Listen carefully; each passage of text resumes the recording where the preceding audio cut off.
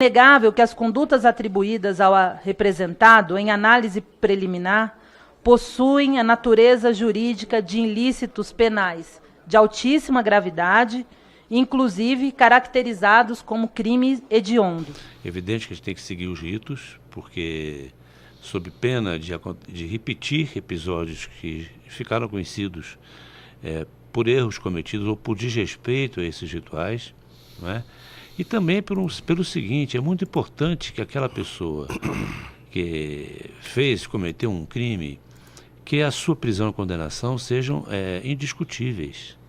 E não reste dúvida sobre todo o processo, não é?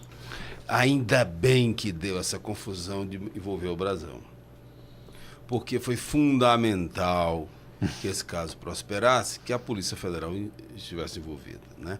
Lá atrás, quando houve o crime, o caso era para ter sido federalizado. A Procuradora-Geral da República, à época, o Dodge, escolhida pelo Temer, ela defendeu que o caso fosse federalizado, né? Na oportunidade, o PT e todos aqueles que estavam muito envolvidos com a Marielle temiam que o caso, ao ser federalizado, né, por conta da possibilidade inegável do envolvimento das milícias, sim, eu acredito que pela última decisão do STF, o caso não irá para a primeira instância, ficará no STF. Como vinha sendo antes, o que acontecia? O sujeito renunciava ao mandato. Renunciava para ir para a primeira instância. Ou renunciar no limite, né? Mas às vezes ele perdia o mandato e aí voltava para a primeira instância. Então toda vez que isso acontecia, quando ele voltava para o mandato, a coisa era reaberta. Aí quando acabava o mandato, caía de novo. Como na primeira instância demora muito, ele pula de um mandato para o outro, sempre escapando pelo término do mandato. Então, criou-se um modelo que, na verdade, produzia prescrição do crime. Presidente, eu sou inocente, continuo alegando que vamos provar a inocência. Se olhar o meu mapa eleitoral, vai ver que eu tenho voto tanto em área de milícia quanto em áreas, né, do tráfico.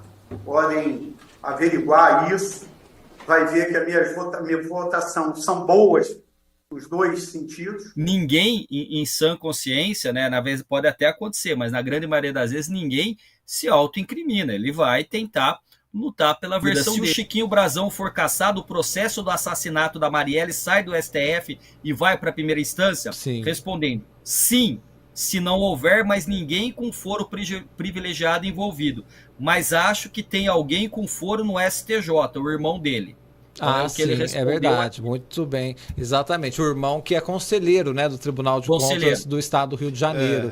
Mas então, olha aí, a gente tinha trazido isso, mas tem o reforço agora do advogado Alberto Rolo, que se tiver a cassação, então isso, entre aspas, beneficia de alguma forma o Chiquinho Brazão, porque isso sai das mãos do Supremo Tribunal Federal e dessa condução diligente que tem sido até aqui, né, Prando? É isso que fica a síntese, né? Eu diria que, em tese, como bem lembrou há pouco o Genésio, quer dizer, o ministro Alexandre de Moraes manteve o delegado preso sexta passada, então pediu o relaxamento da prisão, não foi concedido. Então, assim, a gente entende e discute um crime que é um crime que tem uma repercussão simbólica muito forte no Brasil, mas também no mundo, não é?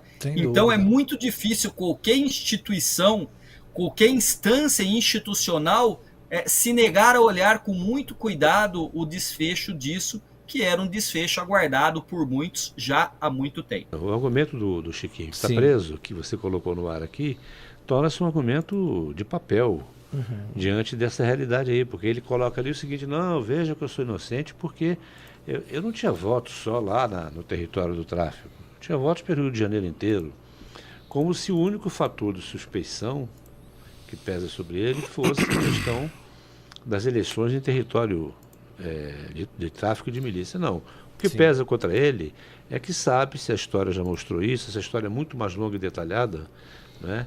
O nosso querido Chico Otávio, já contou essa história em livro, já contou em reportagem, já narrou aqui pra gente, que existiu um balcão imobiliário dentro da Assembleia do Rio de Janeiro a partir do momento em que se produziu uma legislação que que antes dessa legislação só a prefeitura podia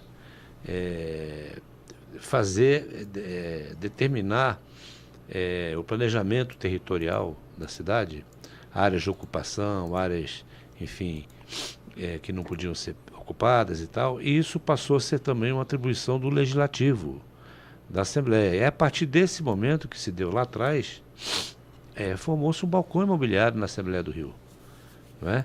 E, inclusive, o Chiquinho Brazão participava dela, isso fez parte da CPI das milícias, que foi comandada pelo Freixo, Marcelo e Freixo. Da qual a Marielle, da CPI e do Freixo, da qual ela era uma assessora, e dali se tornou vereadora, portanto ela tinha um domínio desse assunto. E ela interferiu nos interesses deles em determinada área em que as milícias queriam ocupar, para fazer especulação imobiliária, etc., e isso foi causando um grande prejuízo ao Chiquinho Brazão, principalmente a ele, porque ele tinha vários negócios nessa área imobiliária. Então a coisa é muito maior e quando você lê a história, você percebe claramente como ela incomodou esses interesses que se traduzem por dinheiro, não é? E por dinheiro se mata sim. Não é? Claro. Então, esse é o caso. Isso está amplamente investigado em todos os seus detalhes. Não é? Então, não é uma prisão que se possa dizer precipitada, equivocada, ou que não deveria ter sido feita pela suposta existência de muitas dúvidas. Não. As dúvidas são quase zero.